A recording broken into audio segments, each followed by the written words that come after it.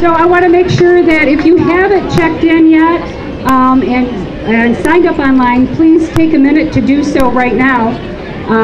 If you haven't registered online, still go over there, check in, and get registered. We want to make sure you're counted among the walkers today. Hi, my name is Michelle Rose Armstrong, and I am the coordinator of Washtenaw Alive. Washtenaw Alive is the Suicide Prevention Collaborative of Washtenaw County. And I was invited by the American Foundation of Suicide Prevention and our chapter here to be your Masters of Ceremony today. So I would like to thank them for this terrific honor. On behalf of the Ann Arbor AFSP chapter chairperson, Tiffany Messer, which is Tiffany.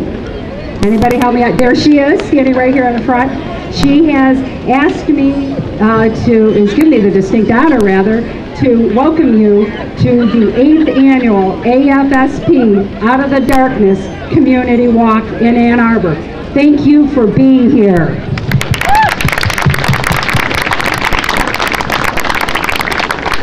Your dedication to suicide prevention, depression research, and survivor support programs is evidenced by your presence here today and your amazing efforts in fundraising.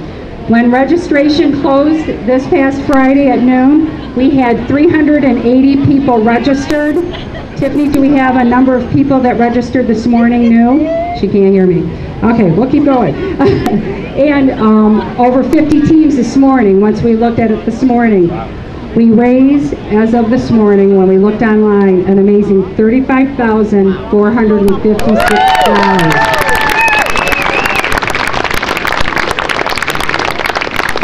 That number is changing by the minute today. That was what it was this morning. Tiffany said she has no idea how much more it went up to after she looked at it. Back to my guys here. Thank you for your dedication and support to the Michigan and the American Foundation of Suicide Prevention. We will be continuing to accept donations through December 31st of this year.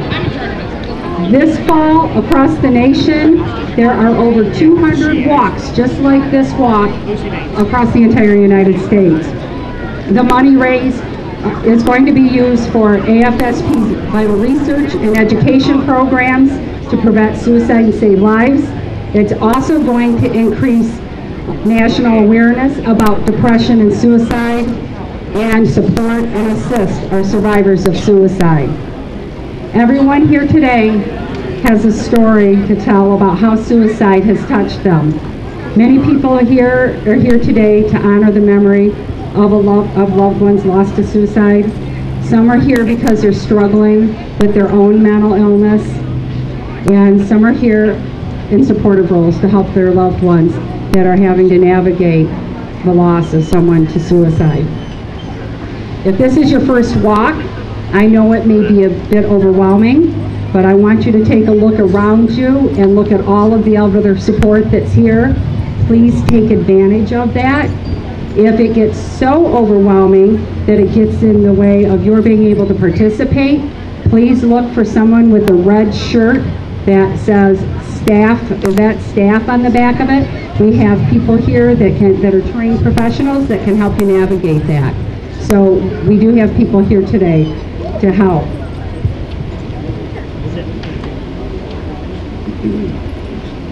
I would like to give a special thanks to Tiffany at this time for her time and talents in planning this event. I have to tell you, I have never been involved with somebody that was so well organized and so prepared and kept us all on our toes through this entire event.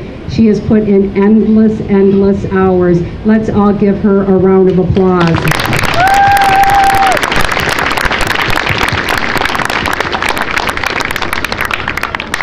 This event also would not be able to occur today if it weren't for all of the hundreds and hundreds of hours of volunteer time that went into this as well. Let's give that group of people a round of applause as well.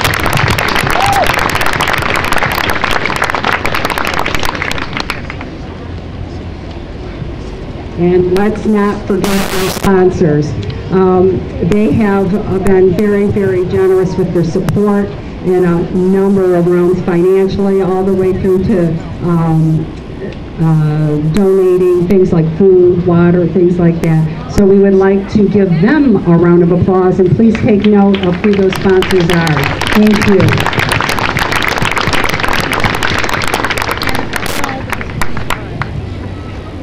And a heartfelt thanks to all of you here today that bring depression and suicide prevention out of the darkness.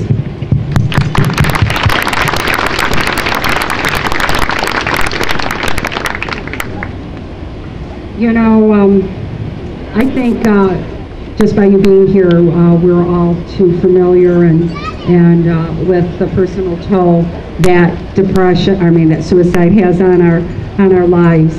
And I want to remind you that, you know, when we start talking about suicide and suicide depression or suicide prevention, we're not talking about a mental health issue, but we're talking about something bigger than that, and that is that it is a public health issue. And it's an issue that it requires national, state, and local prevention efforts. And speaking of local prevention efforts, I want to talk about somebody here locally that has had a big part in actually this event happening. She's someone who has been an incredible supporter of people who have had family members and loved ones die by suicide. She's also someone that was very instrumental in helping us create the Washtenaw County Suicide Prevention Plan. I would like to recognize her today because she has just been an incredible influence on our community, and not only has she supported our survivors, but she's helped to save lives. Mary Jane Bontaneri. Sharon and Mike, could you come up?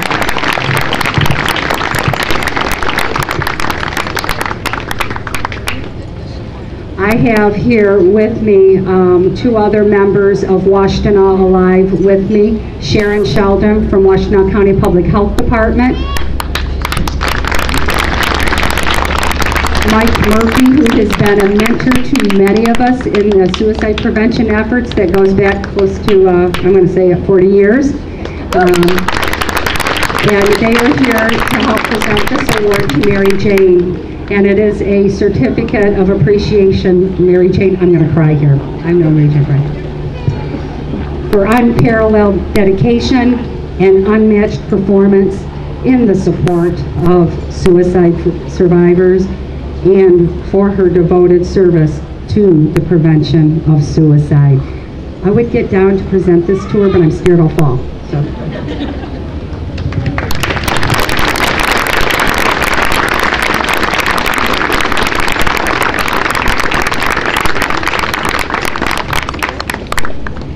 So, Mary Jane, I've only been involved with the Washtenaw Alive Coalition for a few years, but I've heard so many things about your great work in convening the Survivors of Suicide Support Group, and as Michelle said, has helped countless numbers of people and families in our area. So, thank you so much for that. Mary Jane is needing to step away from that volunteer activity in December. And so I just want to take this opportunity to say that if there's any one or two or three people that feel that they could learn from Mary Jane before December, help to keep this Survivor of Suicide Support Group going in our community, it's a great service. So if that's something that you want to think about and get back to us, we're looking for some new people to step into that role. So I'm just going to put that plea out there today and really ask you to search your heart. Thank you. Thank you, Sharon. Are you angry at us that we did this to you? Yeah, that's kind of dirty when you do that to people and you don't tell them ahead of time you're going to do that.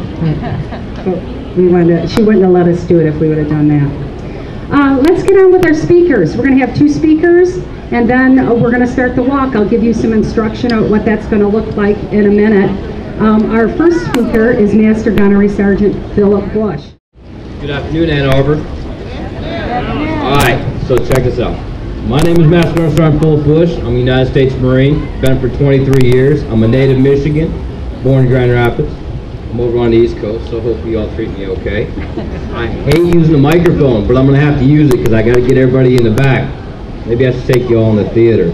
I just need a little bit of help to get me started, though. You know, the Marine Corps has got one little saying I'm sure you've heard.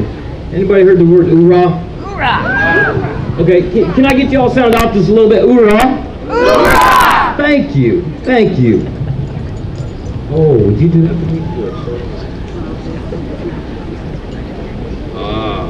Now I got two microphones. All right. As I said, my name is Master Gunner Sergeant Bush. My primary responsibility to you as the taxpayer is to develop suicide prevention training for the entire Marine Corps. It's a daunting task, but I really enjoy my work. I am having the influence on people's lives like I could have never imagined. And I'm very thankful for Tiffany and the crew bringing me out. In 2009, more Marines were dying by suicide than our civilian counterparts. As that number climbed, Marine Corps leadership said enough's enough. We have to find a way.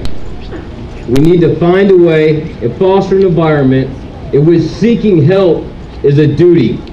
It's not a weakness, it's a sign of strength. Go out and find a way. We teach all of our Marines to be better in one way or another. I want them to be the best runner. I want them to be the best shooter. I want them to be a great citizen and an ambassador.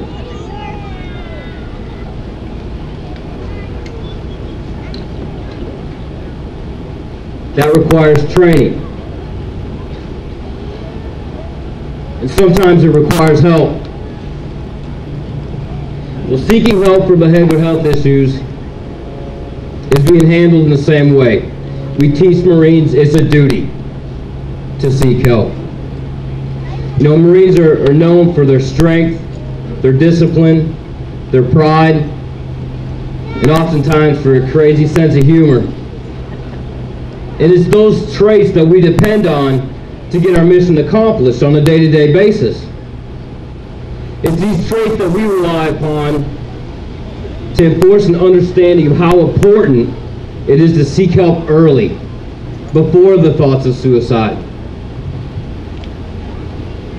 You know, we talk to a lot of colleges, we talk to a lot of institutions, we research a lot. It's your taxpayer dollars going at it. And our research shows that every Marine is equally susceptible to suicide. Many people have a misconception that combat is directly related. I can't speak for the other services. I can't speak for the Marine Corps. And I can tell you that's not the case. In the Marine Corps, now it is a stressor, but in the Marine Corps we have three primary stressors, and I'm not sure how that applies to the civilian populace. But our three primary stressors for suicide-related issues is relationships, legal issues, and financial issues. It's that young Marine who just lost his girlfriend or his mom. And he just got his truck repossessed and he's having trouble getting food on the table for his kids. That's a lot of pressure. A lot of pressure. And then when you start to combine those things, it only compounds. It doesn't go away. So what do we teach these young servicemen? Resiliency. We teach them how to deal with adversity in life. It's difficult. You can't teach them resiliency. That happened at a young age. That happened when your mom and dad taught you 1 and 2 on how to grow up, how to deal with problems on a day-to-day basis. We all have different upbringings. We all were taught differently. So teaching young Marines and getting them back to ground zero isn't very possible because we're each individual. The one thing we try to teach them is that a long-term solution to a short-term problem isn't the answer. Now I know y'all probably joke many times about acronyms in the military. Well, we got our own. It's RACE, R-A-C-E. What it stands for is recognize, ask, care, and escort. Recognize through your relationship with an individual, whether it be a relative or a friend, is he having a problem? Is she acting a little bit weird? Ask them. Ask them if they're having problems. Take a moment out of your day to say, how you doing? And do not be afraid. Now mind you, this is Marine Corps thinking, so I'm not sure how it applies out here. Ask that hard question. Are you thinking about hurting yourself? Look in the mirror once if you haven't. And I told myself I wasn't going to say this, but I'm going to say it now because I seem to have y'all's attention. Can the words come out of your mouth? Are you thinking about killing yourself? That is a very difficult thing to say. But if you really love someone, take the time to ask. See, care. Don't leave them alone. Do not leave them alone. If you see there's an issue, take the time. You know what? Yeah, that job's important. Getting the service is important. Picking up the dry cleaning is important. You're losing a life. It's much more important. And lastly, the E, escort. Take that person to help. Don't leave them alone. Take them to help. Maybe it's the emergency room. Maybe it's a doctor. Maybe it's a pastor. But do not leave that person alone. Recognize, ask, care, and escort. In the Marine Corps, we found that dealing with Marines, being direct is the best method. Should go without saying, over many years. 200 plus we're going strong. We've also found that it's much easier for Marines to discuss issues in the behavioral health area with their peers or immediate supervisors. Sometimes it's quite difficult to say, I have a problem. Now, to put it in relation, the only thing I could think of is like Grandma and Grandpa. You want to look strong to your grandparents. You want to make them proud of your accomplishments. So maybe it is easier to talk to friends. Well, in the Marine Corps, the same holds true. So that's the way we've kind of developed our training. It's based around their peer group and immediate supervisors. Well, we take that principle and we combine it with real life stories and interviews of Marines in which suicides affected their lives. I'm going to sit on a soapbox for a second. Our last year's training, when we first developed the NCO course, the American Institute of Health reviews training across the nation, and the NCO course took Best in Show. And this year, the staff NCO course took the gold, so we're quite proud of that training. And our effects are working. I can't say it's just the training, but something's working. And even though even one suicide to us is too many, since 2009, our numbers have been dropping in the Marine Corps. The other services have took note. They've made many phone calls, many emails, trying to find out what we're doing, and we'll share it with everybody, because just one suicide is too much to us. But it's not only the training, it's that focused and engaged leader. Now I know that concept may be a little bit different than y'all, but for us, that leader is involved with Marines on a day-to-day basis, because Mom and Dad are back here in Ann Arbor, and I got your boys, and we're in Afghanistan. So they can't quite call you and say they got a problem. They're talking to me, and I got to know them. I got to know my Marines. I got to know when they're having issues.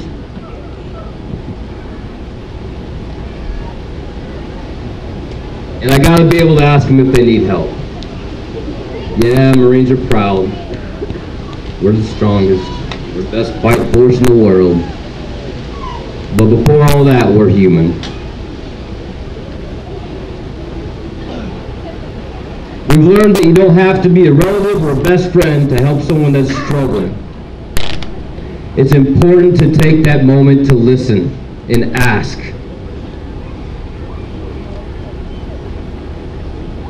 In closing, I thought over and over how I'm going to close this thing out.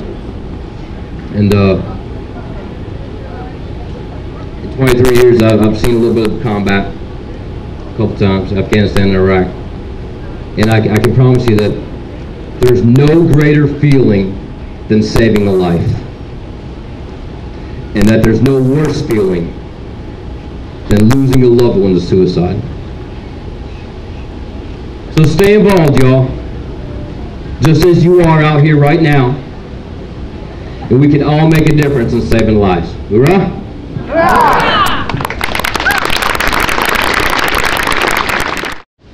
Thank you, Master Guns Bush. Okay, I would like to introduce you to one more speaker. Am I telling you here on this? Sorry. I'd like to introduce you to one more speaker. His name is Tim Wessel. He is a high school family pastor at the Brighton Nazarene Church. Tim is a survivor of a suicide attempt, and he's going to be sharing his inspiring story of recovery from that attempt. Tim, come on up. Well, I'm here today and kind of shocked and surprised to be here, actually. I got in touch with Tiffany a while back. She called about our skate park, and she asked, could we use your skate park to do a fundraiser for suicide awareness and prevention? And I said, absolutely, I'm all over that. Let's do that. Let's work on that. And then in the meantime, she got a hold of a DVD about my life and my life story, and she called me back and she said, maybe you could come share that story with our walkers and the people that come to support this. And so that's why I'm here today. Thanks, Tiffany, for inviting me. Thank you to all of you that are here supporting such an awesome cause. I've been a little overwhelmed just being here and thinking about what you're doing and what your goal is here and what you're trying to do in people's lives. This week's been a tough week for me. I had 2 calls from friends, people I was friends with that attempted, and I had one that completed this week. And so my heart's a little heavy, but I'm excited to see that we're doing something about it, and that there is hope and there's help and there's healing. I'm going to share my life with you today a little bit, and I'm going to start just telling you a little bit about how it all started. And it started for me with the mom, as it does with all of us. But I had a mom that lived in a very abusive world. She was locked in a closet. She was forced to eat her own feces. She was chained and beaten and months in a closet without seeing the light of day. Horrible, horrible abuse. The things you see on TV you can't imagine happen to a human being. And my mom was given up in a newspaper. She was given up in a newspaper ad to go live with a home, and she ended up with a family, living in their basement, doing their chores and taking care of their home. And while she was in that home, she was raped. And as a result of that rape, she became pregnant. And they threw her out of the house and they left her in the street. She had a child in her womb. She didn't know quite what to do or where to turn, and whether to keep the baby or not, quite frankly. And she made a really brave, courageous decision as a young woman to say, I'm going to keep this baby. And that baby was me. And I was born on March 24th, 1968. I was born into a home with a mom who'd been abused, who didn't know much else to do with the child, and she soon turned on me. And I was the object of her pain. I was the object of her wrath. And she began to tell me very early on that she never wanted me, how I came to be, that she wished I was dead, wished I would just go away and take my life.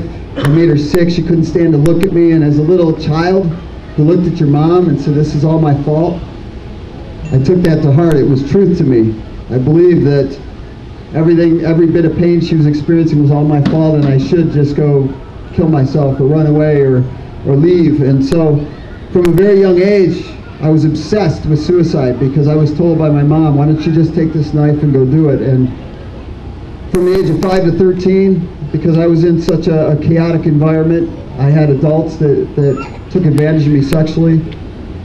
And as I matured and grew and reached about the age of 12, I was, as you can imagine, very broken, very hopeless, very full of hate toward the world and myself.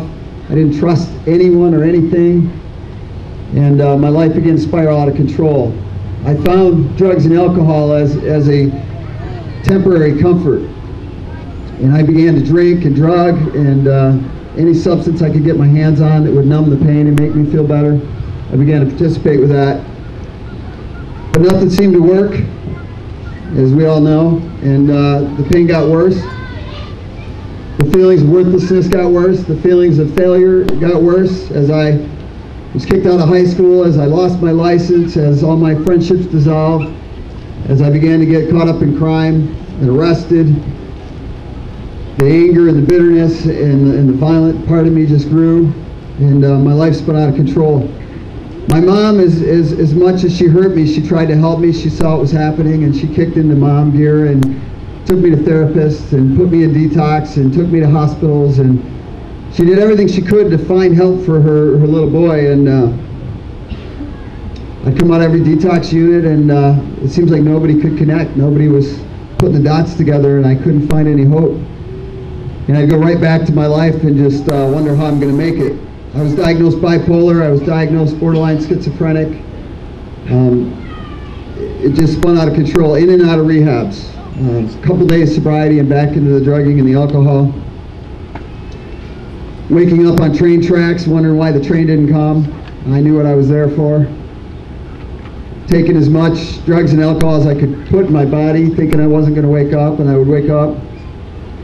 And then I met a woman, and I thought, perfect woman for me. Her mother had taken her life in the middle of their living room. She was broken and dysfunctional, and we kind of related on that level. You know, hey, I get you, you get me. We're in love. Let's do life together. Let's get married. And I thought life was good. I felt love for the first time in my life, and this is cool. I didn't know I could be loved. I didn't think I could be loved. Came home from work one night and found her with another gentleman in the bed, and it was kind of like the last straw for me. I went out and drank myself into oblivion, and I just said, I just hate this world. I hate everything about it. I hate me. I hate you. And just went berserk. I came back to her house and did some horrible things to her and her sisters, and police came and arrested me, and I thought I'd be a wise guy and attack them, and the night went really, really bad, really, really quick. And I made it home that night and proceeded to demolish my parents' home, just smashing everything I could get my hands on and hurting everybody I could hurt and saying the meanest, cruelest things I could think of saying. And at the end of it all, I saw the little note to the mental hospital, and I knew where I was going the next day. And I said, I'm not going back. There's nobody going to put me back. They're not going to be able to fix me. So I made a decision that I was going to take my life once and for all, and nobody was going to stop me. I was in my basement. I had no ammunition for my guns because my mom was wise to the fact that I had tried so many times.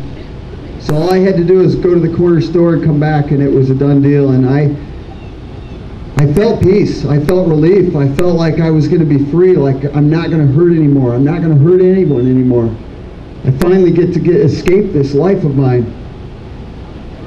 And so I came up the stairs the next morning when the stores were open, and I met a man at the door.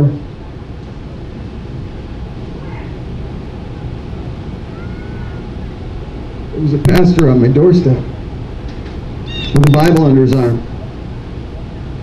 And he says, hey, you're the guy I was looking for. Good to run into you. How you doing this morning? And I'm like, dude, no. Get off my porch. Get out of my life. I'm not the guy you're looking for. I don't know who you think you are and why you're on my porch. I wasn't very friendly, to say the least. I was annoyed that he was there.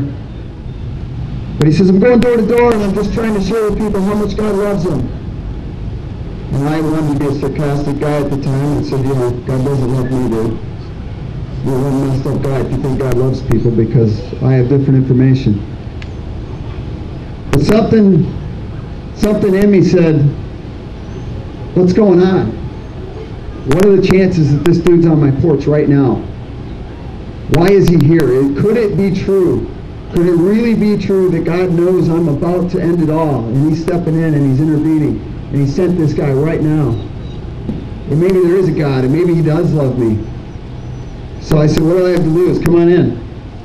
So he came in, he sat down in my basement with me, and I began to tell him, dude, let me start with my mom was raped. I was raped. I'm an alcoholic, I'm a drug addict, I'm a criminal, I have felonies.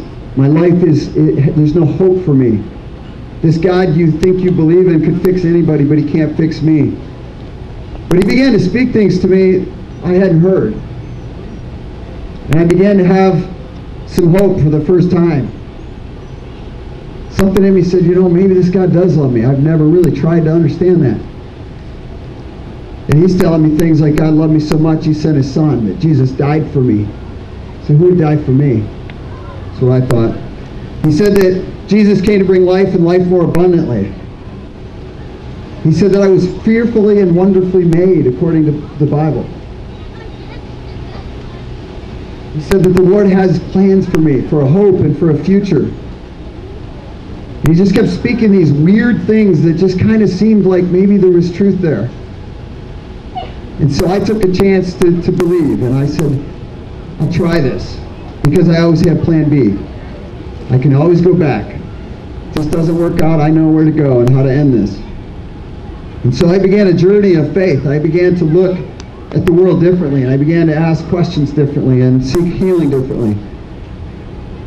I went to a place called Life Challenge, Teen Challenge. You may have heard of it. It's a one-year inpatient residential program. It began to reprogram my broken thought processes and my depression and my despair, and began to speak to people who gave me answers that I needed. And as I sit here today, and every time I deal with the thought of suicide, I think about all that, where I was that day, that I thought there was nothing in this world for me. And now I look at my life and I think of what I would have missed had I believed that. Now I walked out, I was a felon, I had no driver's license, I had no money, I had no family, I had no friends. But I had a new hope, and I had a faith that things could be different, and I held on to that pretty tightly. And I found some incredible friends at a church that just stood by me, total strangers, that she said, we'll help you through this. But as I stand here today, 20 years later, I'm absolutely in awe of what my life is, and I can't believe that I didn't see this was available to me. God has completely restored my life. My mother, who was insane and out of control and messed up, is my best friend in the world. And she's a healthy, beautiful, wonderful adult now.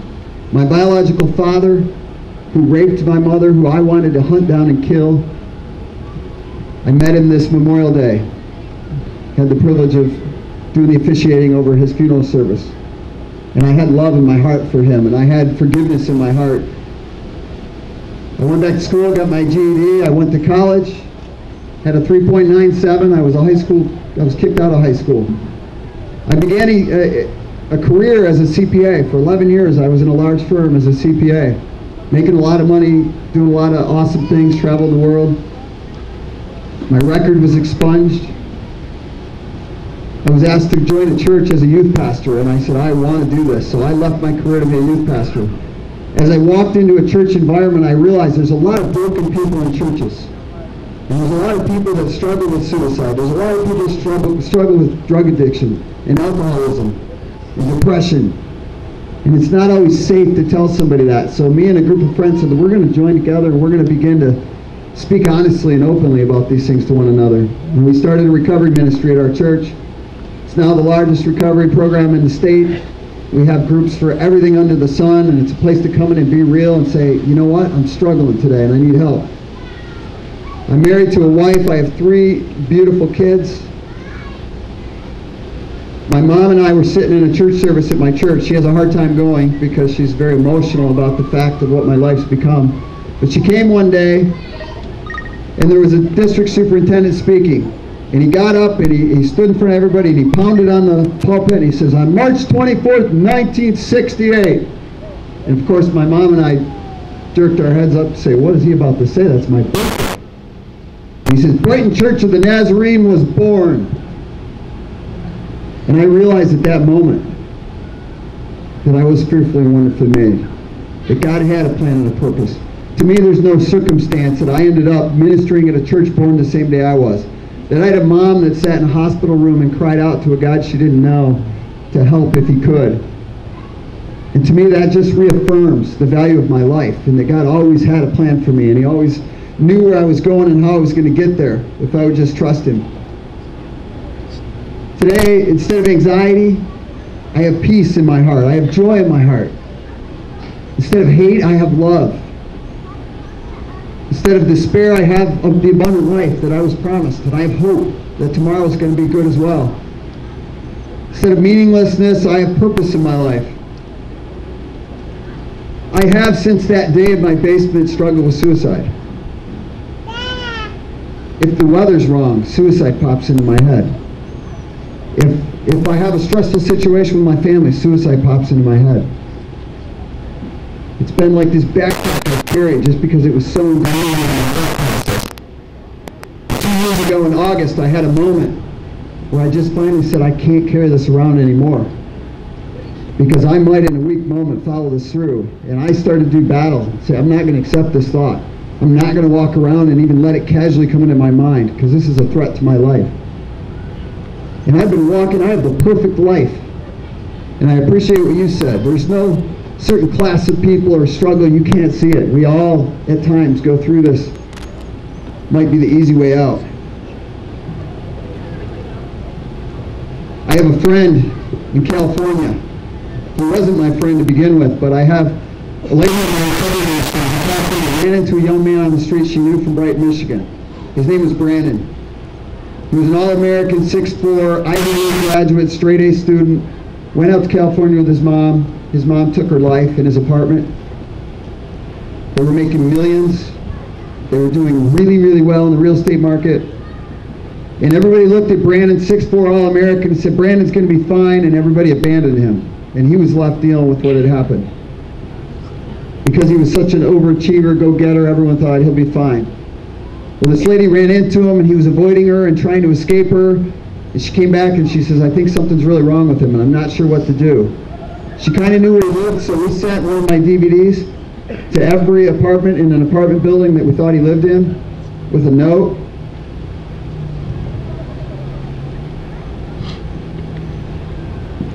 And Brandon called me, and he says, I can't believe other people feel the way I do. I can't believe how real your story was to me. I can't believe how much my story and your story are alike. He says, for 10 years I've been planning my suicide. Nobody knows where I live. All of my family is gone. Nobody knows how to find me. I don't want anyone to hurt, so I'm planning this so carefully. And he said, I ran into this lady, and now I have this video, and I don't know what to do. Well, that was about 3 years ago. Brandon today has a job. He has a girlfriend. He's in depression and suicide support groups. Lives in Utah. His life is so blessed. But I so appreciate all of you out here. When I look out and see how many people are here, thank you, Tiffany and Out of Darkness. It's real. It's all around us. If I can struggle with it, you can struggle with it. We need to be honest. We need to be open. We need to be real with one another so we can find healing. I'm excited to walk with you today. For all the people I know that have suffered, that are suffering, for my friends that are in the hospital this morning, recovering. I don't know if in my lifetime I've ever had a more significant 3-mile walk than this one today.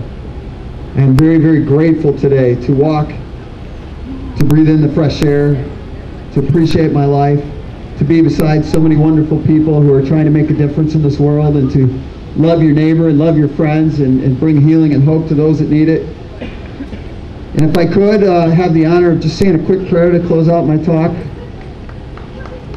Heavenly Father, I just thank you for this day, this beautiful, wonderful day with all these amazing people. I thank you for the healing and the strength you gave them. I thank you that they're giving back from their hurt, from their loss, from their struggle.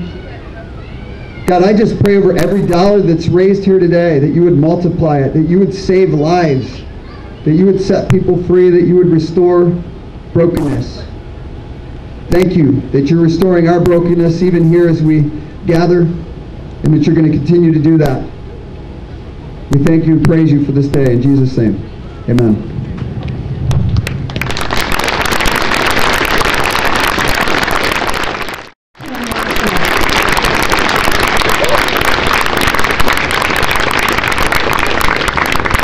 Okay, you know, that actually was a little ploy that I did so I could find out where I was at in my notes here. So, we're ready to walk? Are you ready to walk? So, you do have to have a few instructions first, though. The walk is going to be starting out to my right, and it is going to be marked with signs with arrows on it all the way around. There are going to be 3 water stations along the way. They will have water and snacks available at each one of those. There are 2 restrooms. One is right here to my right. When you get around to the canoe livery, there is another restroom over in that area. When you complete the walk, we're doing something a little bit different this year. We usually end and then everyone kind of walks away, but actually, our very own Mary Jane Botneri, who you met earlier with her award, is going to have a candle lighting ceremony and have some words at the end of this walk. What we would like you to do at the end of the walk, as you come in and you get there, stay at the end of that walk and applause for the people that keep coming in. Let's really support each other today, okay? All right. Anything else? Oh, that you need me to say? We're going to start over here. We're actually going to have a bagpiper. When you hear the bagpiper, I'm going to read a poem. And then when the bagpiper, when I get done, the bagpiper will start playing. And where's Kathy's group? Karen's group. Oh, they already headed that way. They're going to be leading you at the beginning of the walk here. So, with that, I have a poem to read to you, and it's called I'll Be There. Actually, it's called I'll Be Here. At times like these, it's hard to find the right words to say. I know that words alone won't take the pain away. But let me stay and take your hand and walk with you today. I'll listen when you need to talk. I'll wipe away your tears. I'll share your worries when they come, and I'll help you face your fears. I'm here and I'll stand by you on each hill you have to climb. Let's face the world together, one day at a time. To find inner strength is a long and rocky road, a path where heartache, pain, and suffering will flow. But you're not alone. I'll go that extra mile. And when your pain starts to fade, I'll help you remember how to smile. There will always be good days and bad, and days when strength is hard to find. But don't forget you're not alone. I'll be here by your side. I may not always know the right words to say, but I will take your hand and walk with you today. Have a good walk. See you back here.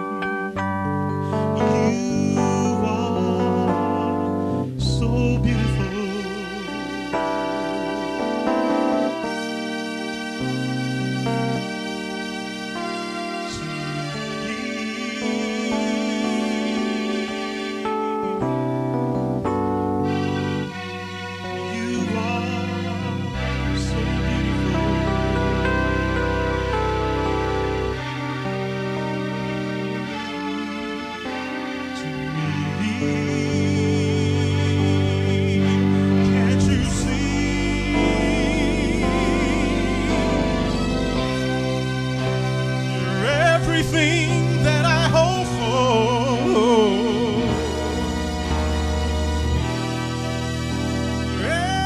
everything I need.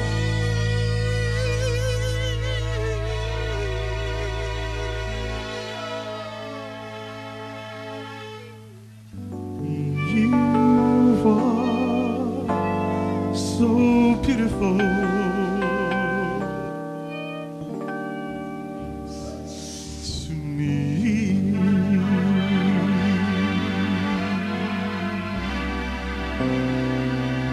Just a little message from the parents for the loved ones who are all here. think about what the words of the song say. Thank you.